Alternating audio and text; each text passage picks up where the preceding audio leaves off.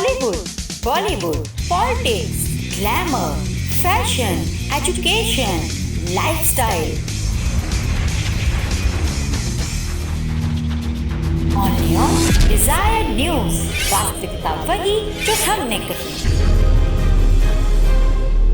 नमस्कार दोस्तों, मैं संजीव शर्मा डिजायर न्यूज से आज आपके सामने एक ऐसे मुद्दे को लेकर आया हूं जिसने पूरे देश की कई जड़ें हिलाकर रख दी। जड़ों से मतलब है कि एक आदमी इंसाफ की लड़ाई लड़ते हैं, उनको हेट स्पीच में कन्वर्ट कर दिया जाता है। एक इंसान एक्शन करता है, उसको भी एक छूट मिली हुई होती है। लेकिन आज हम आपके सामने एक ऐसी शख्सियत को लेके आए हैं कि जिनके बारे में अगर मैं अपने मुंह से कहूं तो शायद वो छोटा मुंह बड़ी बात हो जाएगी। तो आज हमारे साथ सुनील त्यागी जी हैं, जो कि अखिल भारतीय ब्रह्म ऋषि महासंघ के कार्यकारी अध्यक्ष हैं।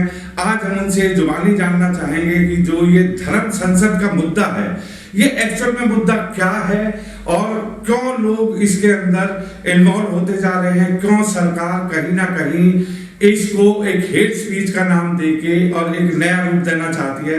तो सुनील त्यागी जी, आपका डिजायर न्यूज में बहुत बहुत स्वागत है। और सर बहुत बहुत धन्यवाद आपका।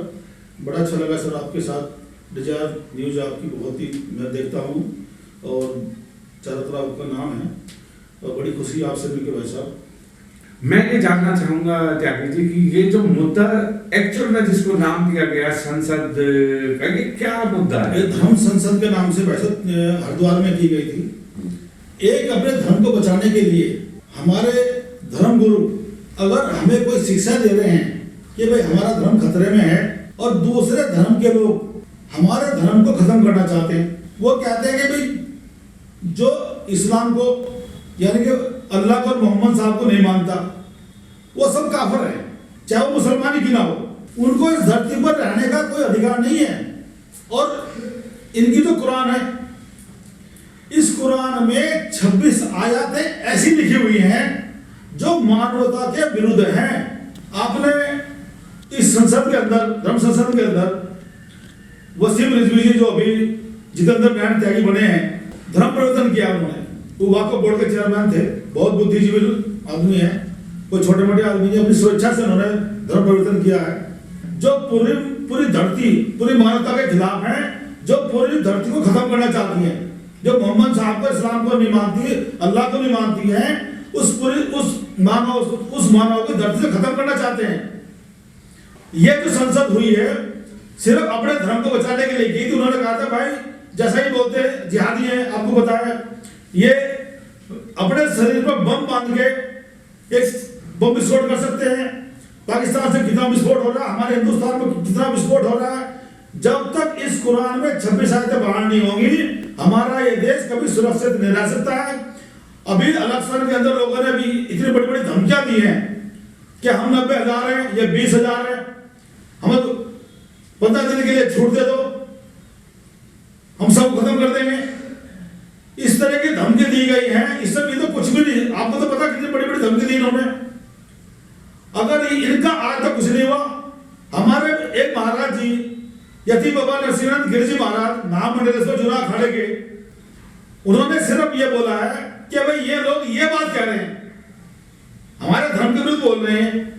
और जो बात उन्होंने बोली है वही भारतीय जनता पार्टी ने अपने मैनिफेस्टो में अभी लिखी है, सारी बातें वही बात उन्होंने बोली है।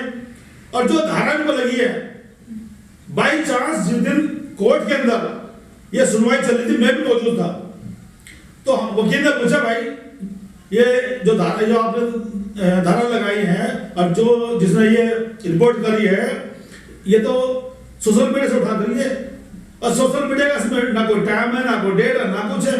मतलब एक एसएचओ भी इस धारा पर उनको छोड़ सकता था। उसके बाद भी वे 1 महीना जेल में रहे, अब जाकर उनकी जमानत हुई है। और जितेंद्र नारायण त्यागी जी अभी उनकी कल की डेट है, मैं तो रिक्वेस्ट करता हूँ कि कल उनकी जमानत हो जाए। अब इन छोटी छोटी धाराओं में और अपने धर्म को बचाने के लिए भी अगर हमारे महात्मा लोग, हमारे धर्म गुरु अगर वो नहीं हमें बताएंगे, ये तो भैया इतिहास पढ़ लो, जब भी कोई विपता आई है या कोई बात हुई, धर्मगुरु हमारे सबसे आगे हैं। अगर हम अपने धर्मगुरुओं की रक्षा नहीं करेंगे तो ये देश कैसे चलेगा, ये धर्म कैसे चलेगा? अब इसमें हेट स्पीच कहां से होगी? जो हेट स्पीच दे रहे हैं उनके खिलाफ कोई कार्रवाई नहीं है। एक के खिलाफ मुकदमा दर्ज हुआ हो या किसी के खिलाफ किसी ने थाने में बंद किया हो तो हमें बता दीजिए आप।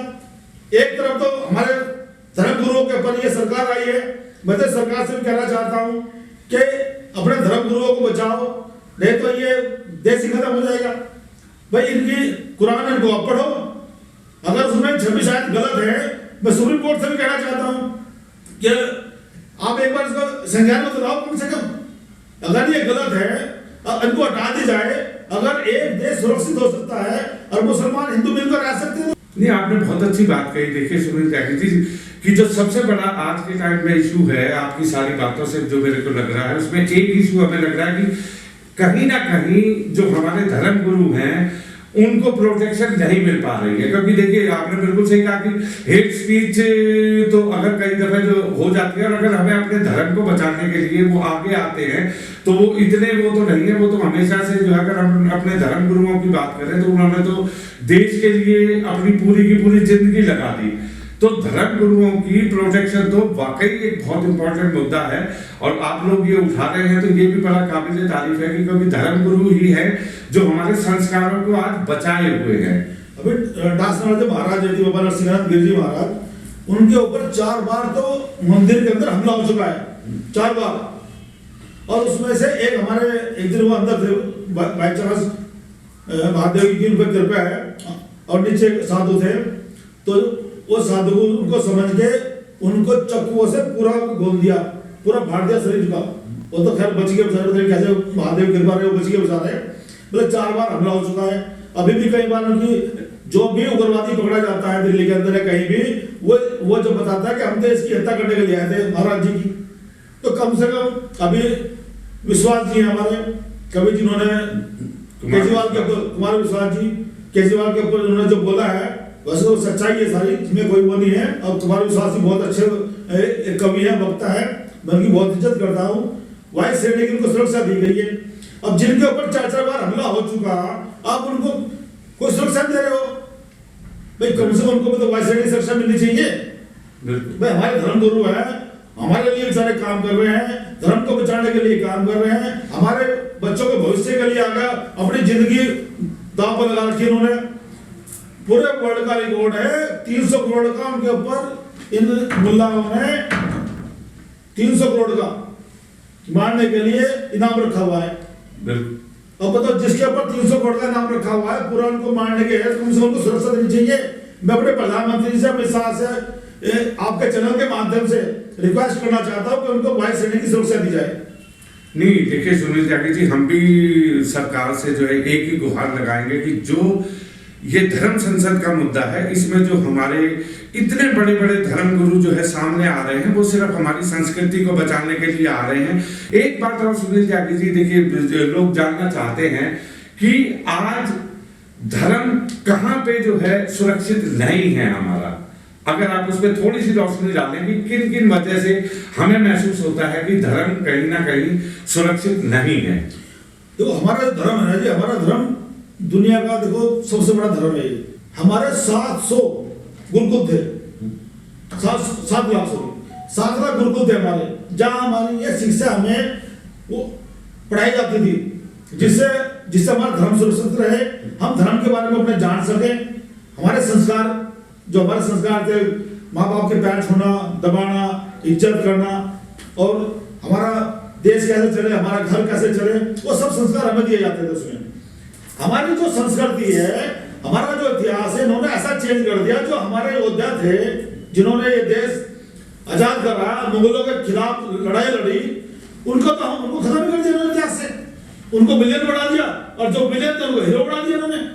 नहीं देखिए, आपने कई मुद्दे जो है बिल्कुल ऐसे उठाए हैं कि जो आज हमारे समाज के लिए बहुत इंपॉर्टेंट रखते हैं। जब हिंदुस्तान पाकिस्तान का बंटवारा हुआ था तो ये बंटवारा नहीं था।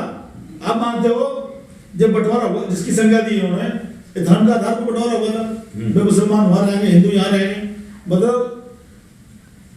मुसलमान तो यहाँ रहेंगे, हिंदू कुछ हिंदू हमारे रहेंगे, 30% हिंदू रहेंगे। तो इन्होंने ये कहा था कि हम एक छोटा सा टुकड़ा लेके क्योंकि मेरे साथ 14 साल लड़ते लड़ते हो गए, खत्म नहीं कर पाए, हिंदू हो गई है, तो फिर खत्म कैसे करें उसका इन्होंने बहुत बड़ी साजिश रची कि एक छोटा टुकड़ा ले लेते हैं और उस टुकड़े को लेके हिंदुस्तान पर हमसे कब्जा कर लेंगे। जो झूठ बोल रहा उसको सच मान रहे, जो सच मान रहा बोल रहा उसको झूठ कर रहे हैं, और उनको यात्राएं दी जा रही है जड़ों के अंदर।